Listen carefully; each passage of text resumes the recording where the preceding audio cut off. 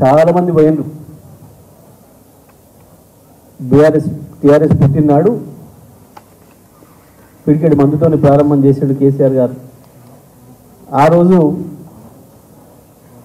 ఆదిలోనే గొంతు నొక్కేస్తా అని చెప్పి ఇప్పుడు మీ బాసుకు బాసు చాలా మాట్లాడిండి అయ్యాల. మగలు పుట్టింది పుబ్బల పోతుంది ఉంటుందా, గిదంతా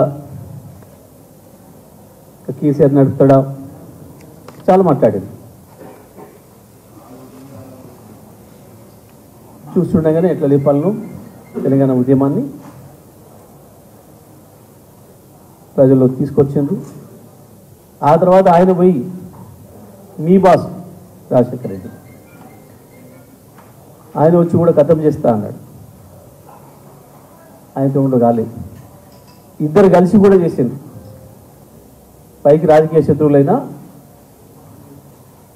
కేసీఆర్ గారిని ఖతం చేస్తామో అని చెప్పి ఇద్దరు కలిసి, ఆంధ్ర రాష్ట్రానికి సంబంధించిన మాజీ ముఖ్యమంత్రులు ఇద్దరు కలిసి కూడా కుట్రలు చేశారు.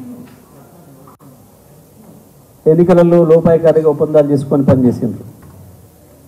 ఉద్యమాన్ని నిలబెట్టడానికి కేసీఆర్ గారు ఎత్తుగడలో భాగంగా తీసుకొని తెచ్చిన ఉప ఎన్నికల్లో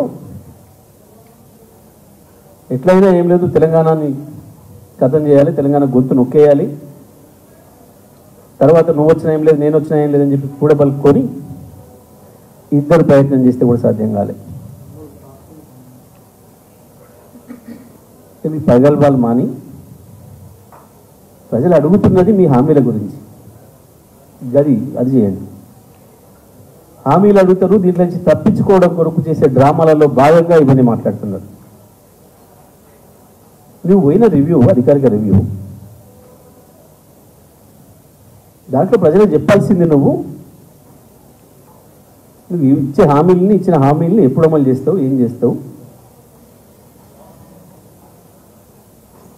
అప్పుడే యూరియా బస్తాలకు లైన్లు పెడుతున్నారు ప్రజలు. మళ్ళీ గుర్తు చేస్తున్నావు నీ పాత ప్రభుత్వం రోజుల్ని. సిగ్గుండాలి కదా మాట్లాడేటప్పుడు. నువ్వు పోయిన కాడ పక్కనే రైతులు యూరియా కొరకు లైన్లు పెట్టి చెప్పులు పెట్టిపోతున్నారు. మొదలైంది మళ్ళీ రాజ్యం. ప్రజలు తేరుకుంటున్నారు ఇప్పుడు, అరే ఎట్లా జరిగింది పొరపాటు అని.